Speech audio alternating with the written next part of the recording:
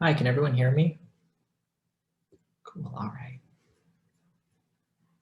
So good evening, everyone. My name is Jeffrey Tassinelli, and tonight, along with my partner, Holly Smith, we will argue vindication of our resolution tonight.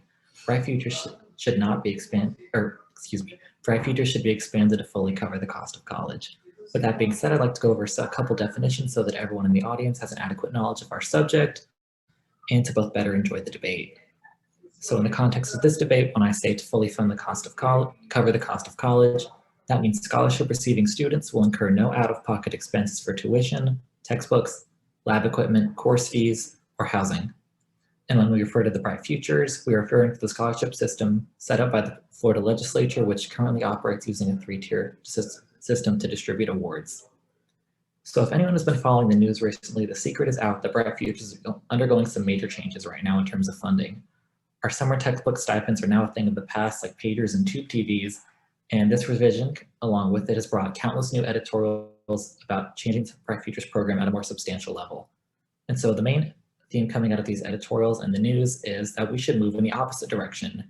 Instead of limiting funding, we should increase funding, meaning to fully fund the students' education so that they incur no out-of-pocket expense, similar to how it's done overseas in Europe and the UK. And I agree that it's a noble ideal to attempt to ensure that a college student attends for free, but it is simply not practical nor advisable given today's socioeconomic climate. And this reality brings me to the points I'd like to put forth before our judges tonight. Our argument rests on 3 points. First, we will argue that Bright Futures should continue to function as it currently does, as the current system is designed as a meritocracy. It rewards those students who have put in the long hours studying at the library to achieve the necessary marks to attend university. Secondly, expanding the program would necessitate a major rethink in how the program is currently funded and how those funds are allocated, as a major increase in funds dispersed would require a larger amount of fundraising than is currently done. Finally, we must remember that Bright Futures as it functions is one of, if not the most, generous state-run scholarship programs in the country, meaning it works well, so in the wise words of my mother, if it isn't broke, don't fix it. So our first point as to why Bright Futures should not be expanded harkens back to a cornerstone of the program's original design. It was established in 1981 as a means of young students who worked hard in high school and helped ease the burden of university expenses. It was further expanded to include vocational and community college funding in 1997 for students who surpassed a level of requirements. All 3 of these levels currently require students to pass a minimum level of community service and attain high test scores. This rigorous selection process is in place to reduce the risk of students not doing well and not being able to adjust once they enter university. If we were to expand Bright Futures award amount and allow all students to university at 0 cost, it would eliminate any and all incentive to work hard in high school, as any pupil could enter university. So therefore, maintaining the current system of limited funding and tiered awards serves as encouragement for those students considering university to put their best foot forward to achieve the scholarship. Furthermore, university is by no means the best choice for every student, and by mandating Bright Futures should be extended to all students, it brings about, it further deepens the cultural expectation that everyone should go to college and impedes and actively harms those who don't wish to further their education past the secondary level. And our second point rests on the massive financial polemic that changing the Bright Futures structure would create. Bright Futures as it currently stands is funded entirely by proceeds from the Florida lottery, meaning there is little to no direct cost to taxpayers short of buying that Powerball ticket. As of 2012, the lottery generated more than $5 billion in state revenue, of which $1.13 billion was allocated to our state university system. These funds allow Bright Futures to function in its current form with no cost to the taxpayer and is need blind, meaning students from any economic background can become eligible. Should it move to expand Bright Futures and cover housing fees and course lab fees, lottery proceeds alone will not sustain the current population of students, and the state will face a choice. We would either need to find new sources of funding or begin tightening our eligibility requirements. And we can see evidence of this happening right now in New York State with their Excelsior program, which recently moved to make all 4-year public colleges in the state tuition free for those under a certain income limit. And while the program is a little different than our resolution tonight, we can see that expanding free university to all who qualify requires a new revenue stream.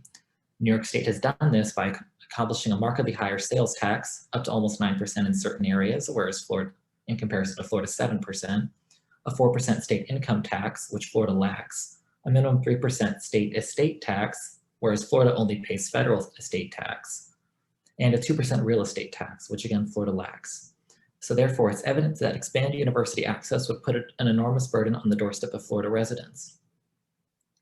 And moving into our final point, expanding Bright Futures to cover further expenses like housing or course fees doesn't take into account that the program as it currently functions is one of the most generous state-sponsored scholarship programs in the country.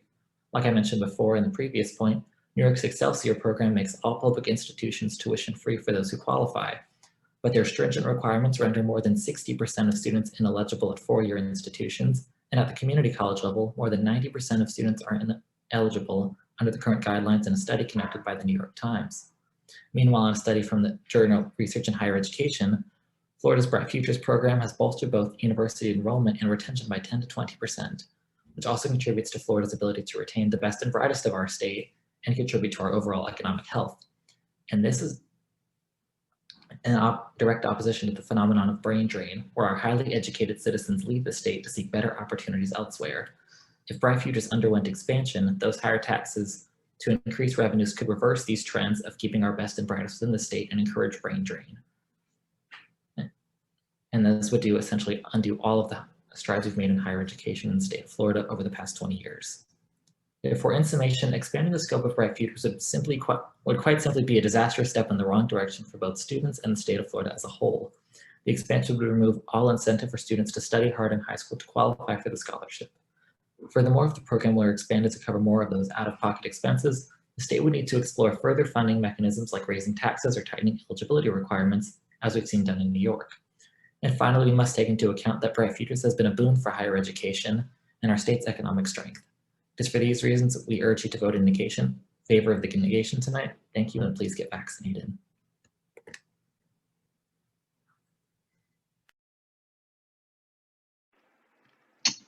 Good evening, Gators. My name is Hunter Hurley, and I will be arguing an affirmation of the resolution along with my partner, Sophia. We fundamentally believe that the value of higher education is such that it requires massive investment, creating a fully covered college program for students in Florida. We also believe that this could be expanded from the already existing Bright Futures program, which has been exceedingly positive for the development of students who are able to benefit from it. I will reaffirm the points made by Sophia while rebutting the negation's argument. The first point made by the negation is based upon both the original spirit of the Bright Futures program and on the meritorious nature of said program. Unfortunately, this does not consider many of the issues with post-secondary education which could be cured by a universal college fund. The idea that awarding these scholarships based on merit is a nice one, but a wild dream at best. Bright Futures may award money for tuition based on merit, but it helps exactly zero with the extra cost of college, such as housing or food. This design still fundamentally prevents low-income but high-achieving students from attending college affordably.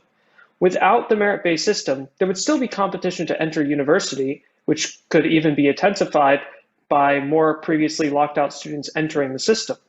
The argument that fully funding such students could create new cultural expectations is, in our opinion, unsubstantiated. This expectation already exists. According to Gallup, only 13% of Americans feel that college is, quote, not too important, with the rest believing it is very or fairly important. If this expectation exists, then it is only actively harming students who would like to go to college, are high achievers, but come from families who cannot pay the exorbitant prices of housing and food. There is no international precedent for what the negation argues will occur, and keeping the process the same because that's how it was created is short-sighted at best. The negation's second point is one based on the practicality of introducing this in terms of finances in the state of Florida. While I agree implementing such a program will be pricey, there is also an immense unmentioned cost in the negation's calculations.